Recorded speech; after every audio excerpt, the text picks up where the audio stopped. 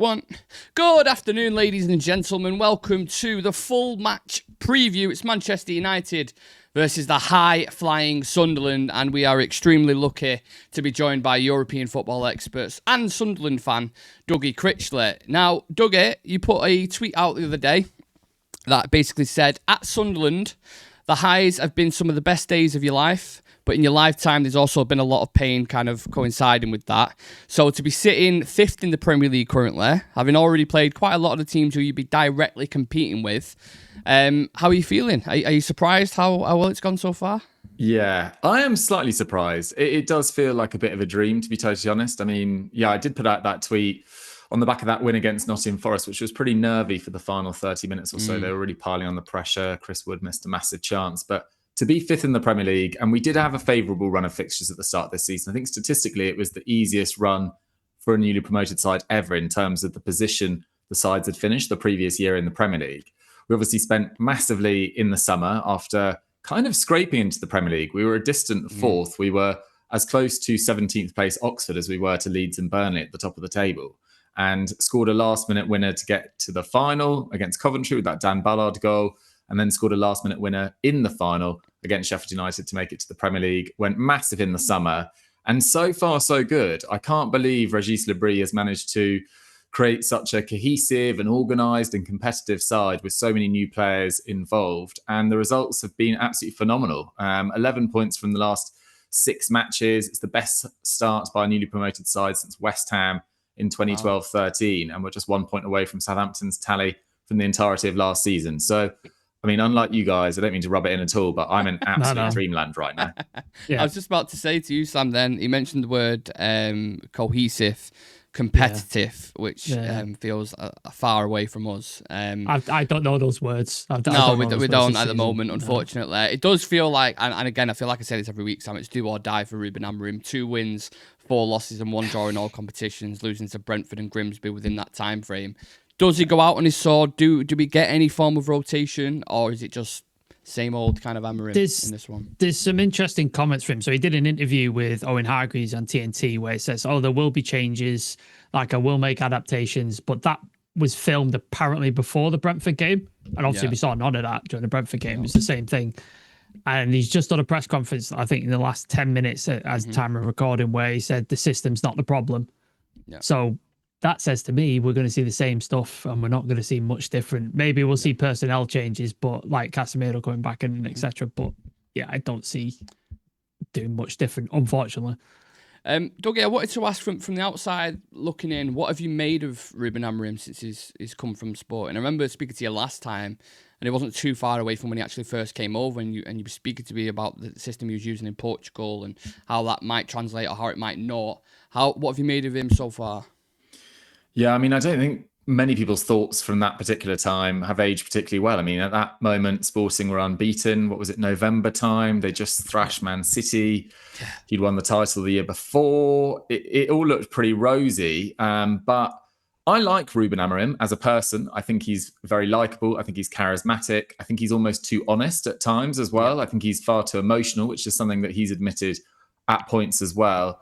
But it does, unfortunately, feel pretty untenable right now. I mean, what is it, 25% win percentage in the Premier League for Man United? I find the it's Man United chat quite dull after all these years, but it has to be taken into account that this is just nowhere near the level expected. And Man United have been pretty rubbish by their own standards for over 10 years now. And this is by far the worst we've ever seen in terms of results.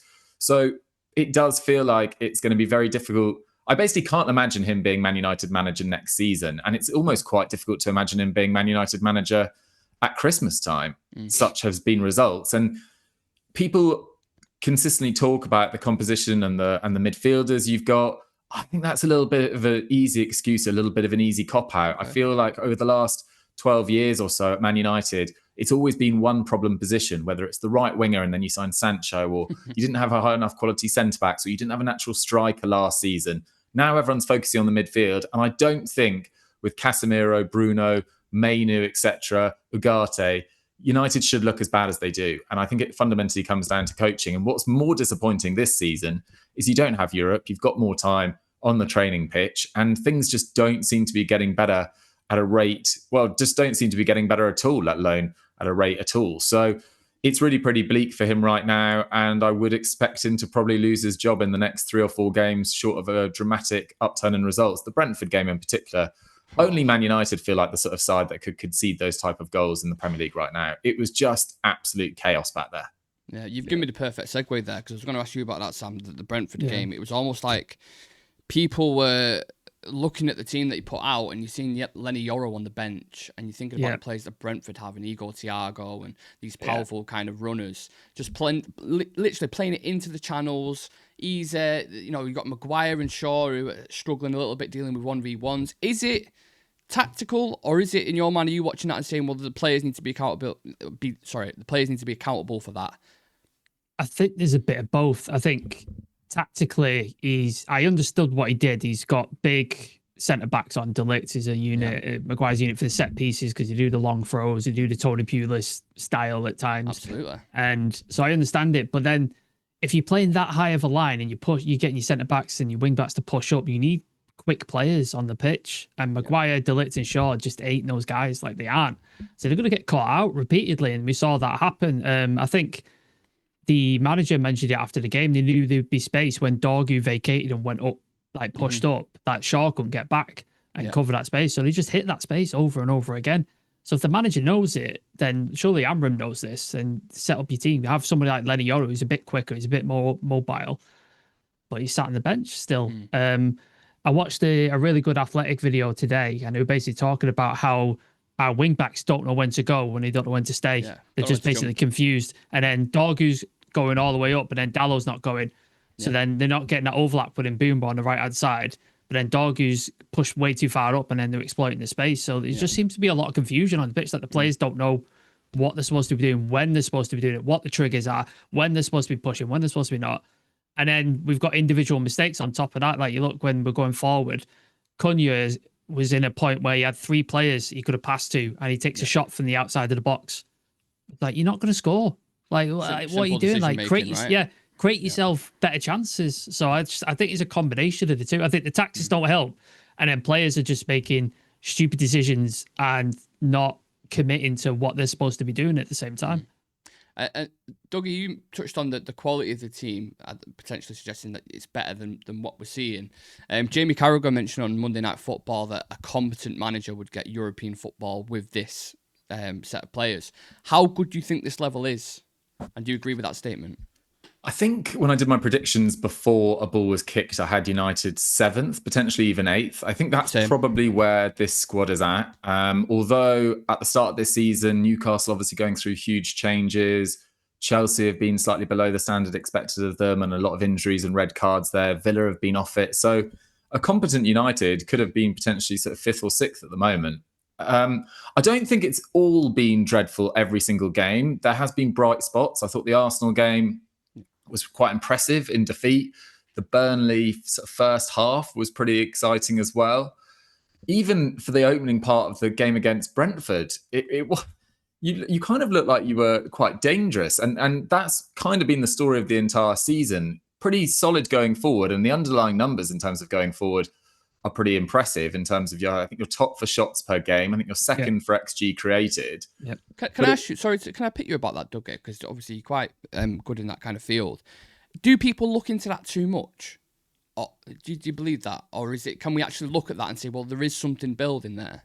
Well, it's difficult because you can look into it too much, and you also need to primarily trust what you're seeing with your eyes. And United are getting a lot of shots, and they are creating a fair amount of XG. But I don't think it's not like Sesko, Cunha, and Mbeumo have missed numerous one-on-ones this season or great opportunities. It does feel often quite speculative.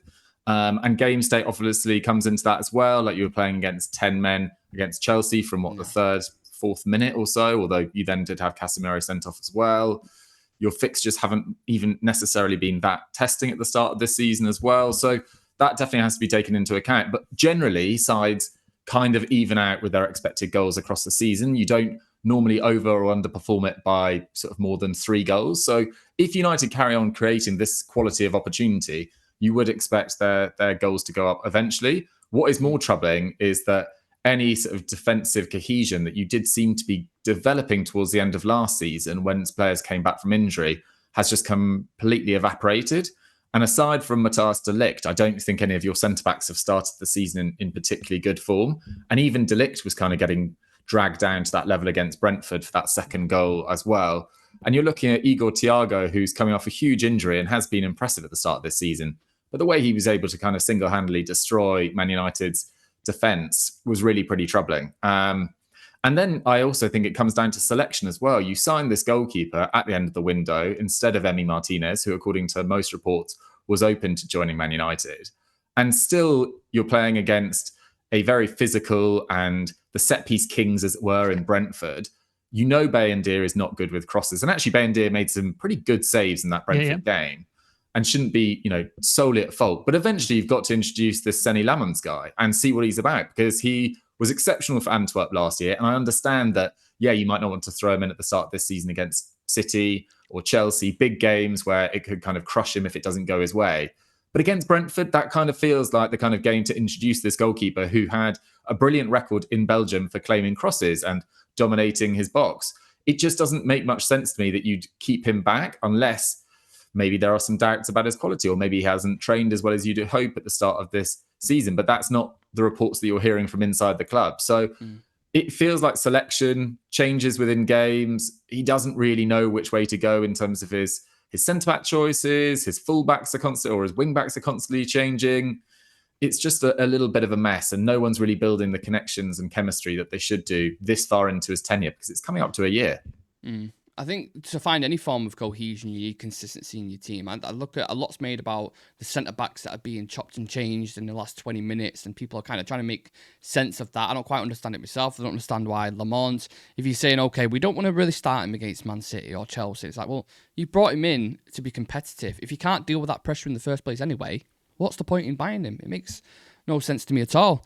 On the flip side of things with Sunderland, Dougie, after an 8-year absence, is it, from the Premier League? Since 2017. Yeah, a lot of nearly moments, a lot of painful moments, but they started the Premier League season off really well. A 3-0 win over West Ham, and then that kind of set the tone for the start of the season, really. What's impressed you in particular about them? Our defensive organisation, I think, is the key bit. Obviously, when you make so many changes in the summer, and we did spend a vast amount of money, and I think it was 8th in the world in terms of money outlaid, which for a newly promoted side is a huge commitment. But we hadn't spent very much in the Championship. We'd only done 3 years in the Championship. We kind of lived within our means. A lot of the players that got us promoted were from our academy, and we've kind of ended up with an entirely new 11 at the start of this season. Trey Humes being the kind of one regular, and Isidore and Mayenda have been swapping around up front, and Enzo Lefebvre has played some minutes on the left-hand side. But otherwise, it's kind of a completely different 11. So to have so much cohesion at the start of this season and be 5th by expected goals against, so the quality of chance we're conceding, only 5th best, well, I say only 5th best, 5th best in the Premier League, which is an amazing achievement. And some of the signings have been absolutely superb. I know it's early days, but Robin Roof's in goal. He made a big error against Aston Villa. But aside from that, he's been close to faultless. Hell of a game. And Alderete. Last game, didn't he? Yeah. Like, the last game he played, he was making class saves, like ridiculous saves, like last game. He's brilliant. And some of his distribution's been absolutely brilliant between the lines as well. He's very much willing to step on the ball and kind of bait the press, which is definitely something that you guys should watch out for, because he's very comfortable sort of either throwing or pinging a pass straight into midfield, and then we're kind of away. I think Siddiqui and Diarra, who's sadly now injured, Diarra, have looked like really good additions in midfield, but it's kind of our defenders that have impressed me most of all. Alderete, who we signed from Getafe, who was in the La Liga team of the season last year. Getafe under Bordalas are like a really gritty, quite ugly team to watch, but that's perfect for a relegation scrap, which is what I still think we're in, to be totally honest. I think it's been a phenomenal start, but not getting ahead of myself just now. And then Mukiele, I do a podcast every week with an Aston Villa fan, and he was saying he loved Mukiele at Aston Villa. So the quality of recruitment's been brilliant, and it's the gaps between defenders when we don't have the ball. It's the intent in which we're counter-attacking. In contrast to Man United, we look so well organised, so well drilled, and for an entirely new team, I think he's probably done the second best job in the Premier League so far this season after Ole Glasner. He has done a brilliant job. Yeah, I think he seems to have created a style that's prioritising efficiency over sustained. I don't know, like, it just feels like something about him when I watch him, it feels comfortable. Whereas with us, it's the complete opposite with Man United. It's almost like you really don't know what to expect. It's so erratic. But when we see these teams, Sam, come up, it's it might be our demise because we're playing so poorly as well, but it's refreshing to see the 3 teams come at least be competitive. Like, I've watched Burnley as well this season. They've been competitive. It's not been landslides to the opposition. Nice to see, right? And that's what we want to see in the Premier League. And the styles. I know Vincent Kompany got a lot of shit, and is it Russell Martin for Southampton because they came up with a style and they were just getting thrashed every single week. And there was a lot of criticism saying you can't play that style if you don't necessarily have the players. And I can see the sort of fault in that. However, I think the recruitment for these clubs that have come up has been really, really good. Like we've talked on Sunderland, Enzo Lafay. Like when they loaned him, I was like, how the hell have they done that? Like that's insane. And now they signed him permanently. Granit Xhaka, who we all know about Granit Xhaka, like how good he is.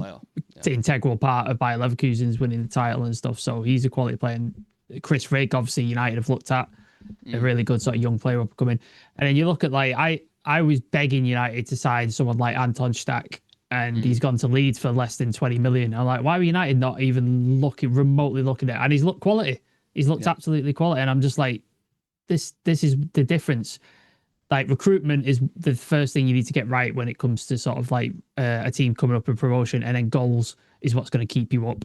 And I think they've done well to do both. As much as I hate Leeds as a United fan, I can't argue that they haven't been impressive when I have watched them. So, yeah, I'm not even... Normally I predict, we'll just absolutely batter Leeds because every time we play them, we do. But I can't predict that this time. Like next night when we play them, I can't predict that. Even the Burnley game was close, wasn't it? I was at Old Trafford for that one, and that was like, kind of tooth and nail. On the talent, Dougie, that's coming, players like Xhaka and Mukiele and these kind of players, how was they convinced with the project? Was it a manager thing? Was it... Because you see these profiles and they must have had options, right? Yeah, I'm still not totally sure. It did feel a bit like sort of magic in the summer. I think the key one was Granit Xhaka, which you guys are correct to point out. He felt like the first domino to go because we hadn't signed anyone from... I think maybe Ronaldo had signed from Atletico Madrid, but he joined on a free and hadn't had necessarily the best of times at Atletico Madrid, which is obviously, a really, really high level. And he was fine there, but after his first 6 months, it faded. But Granit Xhaka, Bayer Leverkusen, Erik ten Hag at the time, were absolutely determined to keep him. He was playing in the Champions League with them. There was also an offer from Saudi Arabia, and yet he pitches up at Sunderland. I think maybe he just wanted to finish his career in the Premier League with a real test. Yeah. He'd only played against Sunderland once, at least at the Stadium of Light during his time at Arsenal before we were relegated. And then I can't imagine that he was watching many of our games when we were in League One for 4 years. So I don't understand why he came, but I'm not complaining at all. And I think on the back of that, Mukiele had played with him when he was on loan at Bayer Leverkusen last season.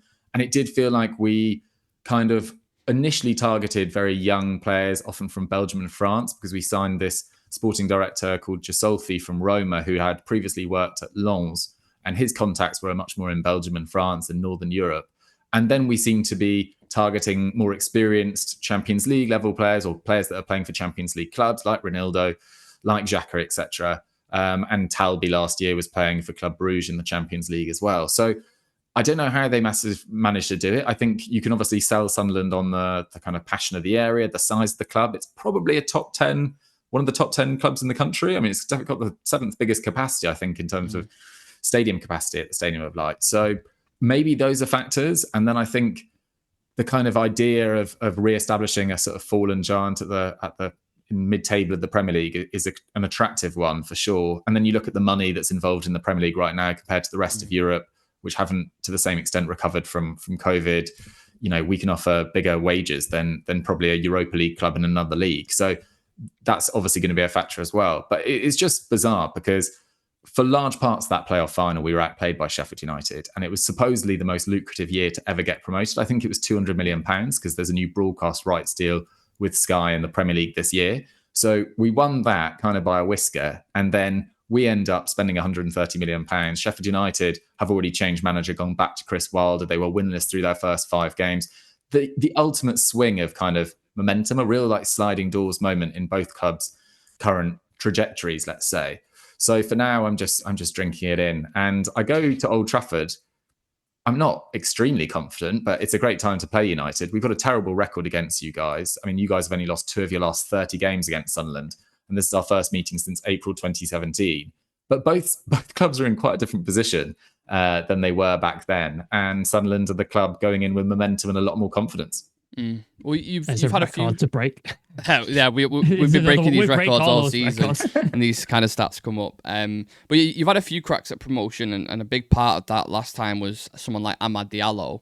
What did you make of his time whilst he was there? Because everything I see from Sunderland fans, and whenever Tony Mowbray spoke about him, they absolutely adore him. Yeah. It was nuts because we'd got promoted after beating Wickham in the playoff final from League One. Again, kind of not really dominating League One. We never looked actually particularly dominant in League One. We were always kind of scraping into the playoffs at the end of it, which for a club of our size was really pretty embarrassing, and a lot of rival fans let us know about it. But then first year in the Premier League, Alex Neil, who got us promoted through the playoffs, he left after I think a couple of games. Tony Mowbray comes in and we sign Amad Diallo late in the window, who'd had that really disappointing loan spell at Rangers. Yeah. And we got into the playoffs, got to the semi-final. We lost against Luton, who deservedly win. They completely dominated us in the second leg. We had a number of centre-backs out, and that's not a team you want to be playing with. I think we had Luke O'Nien before he'd really established himself as a centre-back, and I can't remember who the other one was, but we weren't at our best. But either way, Amad Diallo that season is probably my favourite ever loan spell, along with Jan Villa, who was there on loan. I think it was in 2016-17, or maybe even the year before under Allardyce. And Amad Diallo just provided so much box office quality. He got off to a relatively slow start, but by around January, February, March time, it felt like he was hitting the most unbelievable streak of just banger after banger after banger. And it's something that we take great pride in, and I take great pride in, that we had some part of his development, are responsible for some part of his development and what he's gone on to achieve at Man United. Although it does feel like he's maybe getting slightly drawn into the mire of Man United's struggles this season. It maybe hasn't necessarily been at his best, but I'm sure he'll get back to it eventually. And Sunderland are massively appreciative that we had him on the loan for that year, and I'm gutted we never got him permanently, but I can see, understandably, that you want to keep it. Well, never fall in love with a loan player. I did. No. Yeah, it could hurt you tomorrow as well, couldn't it? I think he might be starting the game. I think he's back in action for United. Speaking of individuals, Sam wants to watch for you in this game. One from United, please. Yeah, Sunderland, there's so many people I could pick up. Obviously, we touched on Granit Xhaka. I think Enzo Lafay is a very tricky player, especially with our defenders. I think they're going to have a trouble sort of putting up with what he brings to the table. For United, the only sort of quality that I can sort of pick out is Brian Mbeumo at the minute. He's the only person who's bringing any sort of positivity to this team and trying things and trying to make things work. He seems like Dougie touched on with Amad being dragged into the mire. It seems like he's not been dragged in yet. I'm sure it'll happen. Being the key word. Yeah. So he seems to be the only sort of positive outlet at the minute. So yeah, those would be the two I'd look at where they might have an effect on the game. Who are we keeping an eye on, Dougie, in this game for Sunderland? I mean, in terms of threat, like Wilson Isidor's got off to a brilliant start. He's very comfortable not being heavily involved in the game, but is counter-attacking. Like, he can just really stretch and open up his legs, and he's a real threat on the counter-attack, and his finishing so far this season's been brilliant. Watch out for Mayenda coming off the bench as well. If you've got a bit tired of Isidor, Mayenda's got exactly the same counter-attacking threat for sure. Try Hume could well injure one of your players. He has been on absolutely nuts form at the start of this season. He is just clattering into players. I feel like I do worry about him slightly in an atmosphere like Old Trafford. He does feel like he's quite close to a red card. So that's one. Him versus Casemiro just going at each other, putting each other back. I can see that happen. He's channeling the energy of a Lee Catamol at the moment, with a bit more quality on the ball. But in terms of a player I'd like to see a little bit more from at the start of this season, Talby. I mentioned him earlier, came from Club Brugge. He's been starting on the right wing for us. He looks really tidy in possession, but hasn't necessarily shown that sort of burst of pace or that ability to beat a man that he showed in Belgium and in the Champions League last year. So yeah, those are the kind of players that I either want to see more of, a little bit worried about. But I think Alderete on the left-hand side of our back line is the guy to watch in terms of his distribution as well. If Mbeumo can cover him and Masuaku, who I'm worried about because Ronaldo's still suspended, and Ronaldo's a much better defender than Masuaku, who's more of a counter-attacking threat. That's potentially an area that you guys could really get at, Mbeumo versus Masuaku. So Alderete might have his hands full there. Okay, I'll go with Benjamin Šeško. Thought he looked really bright in the last game. Obviously scored his first goal of the campaign as well, so I'll pip him out. Let's dive into the teams then. Dougie, yours is on the screen first. How do you see Sunderland setting up? Yeah, well, as I mentioned, Ronaldo's still out, so it'll be Masuaku at left back. There's a chance that Dan Ballard might start. There was a bit of speculation around Mukiele being not quite fit, but Lebris has come out and said that he will start. So it'll be Alderete and Mukiele, I would have thought, and try Hume. The midfield at the moment is Xhaka, the guy that's assisted our last 3 goals. I think if he assists a fourth, it'll be the first one to do so since, I think it's Chris Waddle in the mid-90s. So he's been absolutely phenomenal. Again, another player to watch from free kicks around your box. Like, his delivery is absolutely on point. Yeah. Chris Rigg, we already mentioned him, but linked with United a bit over the last couple of years. So glad that he stayed for now. But yeah, he was brilliant in our last game against Nottingham Forest as well. And it'll be Siddiqui on the left-hand side, who's kind of gone under the radar. Amazing energy, complete, bustling ball of relentless, just pressing, etc. And does a lot of Granit Xhaka's running. I'd have thought it's Lefebvre on the left wing. It might be a Dingra if they're kind of expecting us to have, 40% possession. Maybe we'd look for a Dingra's pace on the break. But Lefebvre, much more comfortable in terms of retaining possession, works really hard as well. Enzo Lefebvre is always prepared to put a tackle in. And then it'll be Isidore and Talby. So, yeah, I think that's how we line up. Not too many surprises. I think kind of what's benefited us at the start of this season is we've just got a really settled 11 right now, and everyone seems to know their jobs. Consistency is key, and that's been a theme throughout the full thing. Sam, do we have consistency in your 11? Unfortunately, I would not make this team, but I think this is the team he's going to go with because, this is how he tends to sell. But I think Bayende keeps his place. I don't know why Le Mans is not coming in. I really don't get it. Like, there was some mention on Talk of the Devils that once he's up to speed, he will be competing. When is he up to speed? I don't know. I don't know when that happened. Obviously, I don't watch training.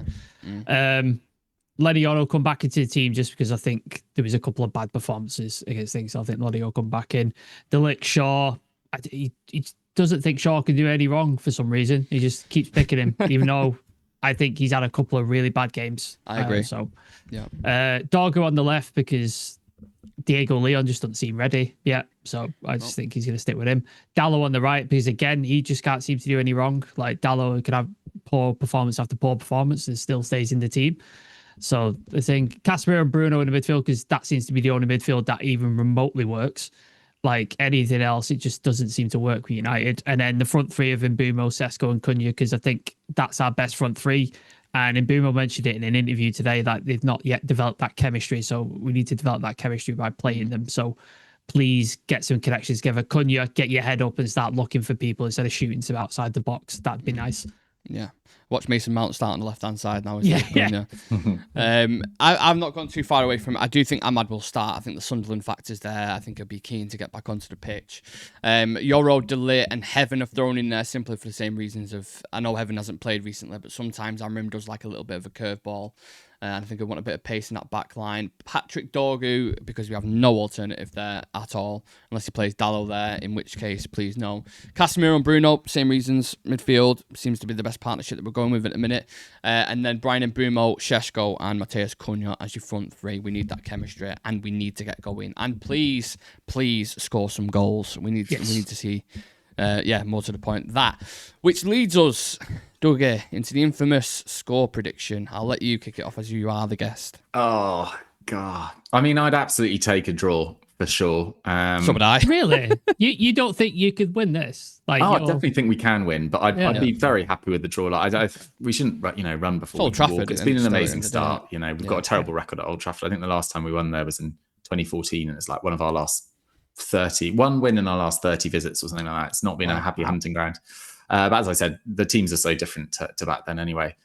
I think it'll be 1-1. I think you guys might score quite early and then kind of have a disastrous 15 minutes because you guys seem to do that every single game. Sounds about right. And then, you're holding on at the end as Sunderland flood forward and Old Trafford deserts 5 minutes early after... Let's go with Lefebvre scores the equaliser. Okay, all right. Yeah, it sounds really realistic, that. I don't like how realistic it actually sounds. Yeah. No. That's like, honestly. Sam, how do you feel this one? I mean, normally when we get an opposition fan on, I normally want to defend United and go for a win, but I can't. I can't do it anymore. If it's a Liverpool fan, maybe I could delude myself into thinking we could do something. Because we've got them after the international break, haven't we? So. I don't mention that game yet. I agree with Dougie. I think it's going to be 1-1. Are we all going with a draw here? Really? Because I just think we're struggling to score goals. I think Sunderland are very solidly like set up defensively, and we struggle. So I just think 1-1. I just think that's the obvious one. All right, there we go. That's a full house of 1-1s. Yeah. Crazy. Yeah, really, really enjoyed that preview, Dougie. Thank you very much for coming on. And what's any plans over the weekend? Anything coming up with Sky Sports at all? I've got another video coming out on my YouTube channel, which I launched a couple of months ago. We are ranking Harry Kane against the best strikers of the last 10 years. It's a podcast I do called The Truth with another football journalist called Sam Ty. So yeah, check that out. That should be on my channel. It's just Dougie Critchley. But yeah, thanks so much for having me on, guys. And yeah, good luck tomorrow. Thanks for all the low knees all over the years. And yeah, hope you guys kind of get out of the mire. I'm actually a bit bored of Man United being terrible now because I've made a How to Fix United every couple of months for the last 10 years on YouTube for various. I think you do it on like, I was just saying, Football Daily. It felt like every week you were doing How to Fix Man United. I was just like, I can't watch this anymore. Like, I'm not doing it anymore. It was relentless. I mean, it still is. Like Man United, as you know, just generate the most clicks. They generate the most revenue. Absolutely. So every media organization has to cover Man United because it just pays the bills. But yeah, I would actually like you guys to be competitive once again. So it'd be nice. Not tomorrow, but yeah, after that, get it together, guys. We'll link Dougie's channels in the description. So if you're not already subscribed, please do go subscribe because it's quality content. So go check it out. Really appreciate your time, Dougie. Thank you to everyone watching when you watch this later on, and subscribe to the channel, leave a like on it, and we'll see you in a bit. Thank you.